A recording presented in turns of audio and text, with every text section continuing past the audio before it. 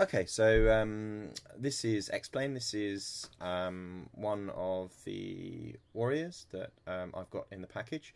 You see how I'm using a toggle for the view, which is 3D cockpit command look.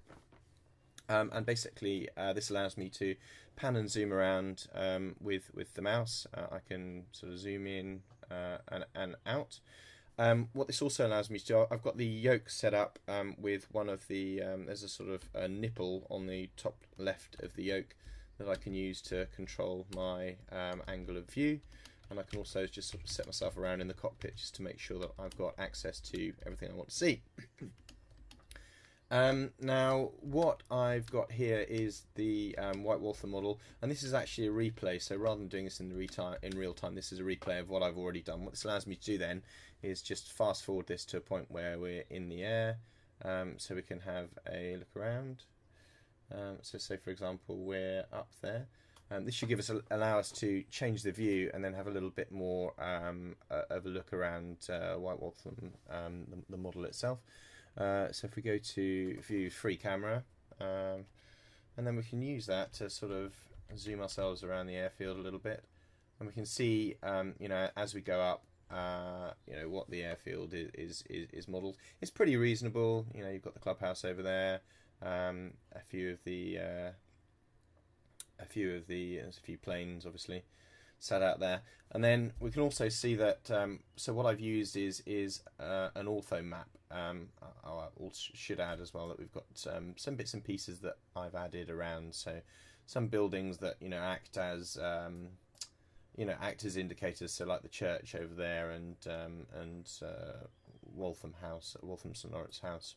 And you can see that actually what we've got here is the ortho map, which is a big file that you effectively download that covers most of the southeast and London, and it basically it kind of overlays with the on the actual map itself, so it becomes effectively a skin for the ground, and it's it's reasonably high quality. I don't set it to the highest level of quality because it kind of slows my computer down a bit.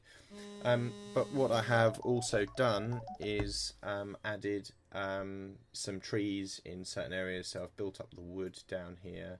Let's say I've added a little bit of the industrial estate over the back of Woodlands Park, and it gives you quite a nice overall view, really.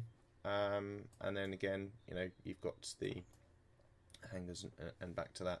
So if we watch it from up here, we can see that we've got our plane taking off, and then going into the 07 circuit on the right hand. Speed that up a little bit. See it flying out across the circuit. It's great. Obviously, we've got the view to the western London over there, and see it coming around. So I find this really quite powerful tool.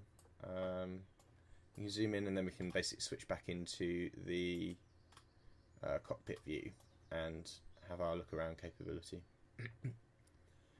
So yeah, so that's a large part of what I fly around. It's not perfect, but I find that for training and for practicing, it's seems to be fitting in fairly well alongside what is actually there. So what I'm going to do now is quickly go through some of the things that you need to do to actually get this up and running.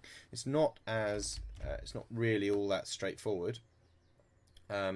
However, there are some really good resources out there online that allow you to get this stuff done quite easily. Okay, we've got a list of things which I'll put this into the comments on the video itself. But you've got there's a couple of model packages. I should probably just slide that one with there. So there's one called R2 and one called Open Scenery.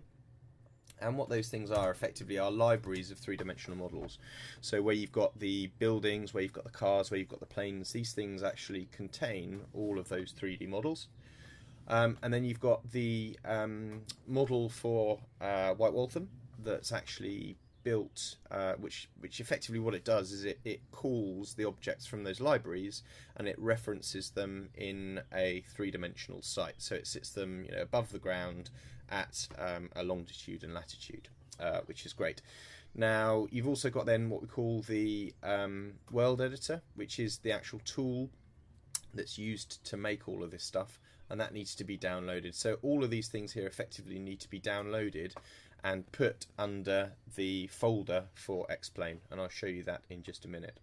But also, this is the main thing as well, is this this big London ortho map. So this is effectively it's a giant photo that is geo-referenced so that it can align with the spatial placing within Xplane, and also it corresponds to things like the contours as well, which is useful.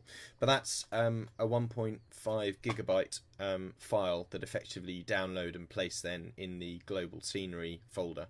And if I actually switch just over to that quickly, you'll see here.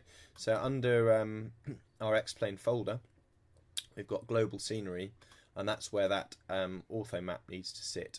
And basically, if it finds it in there, it will load it. It's pretty good like that.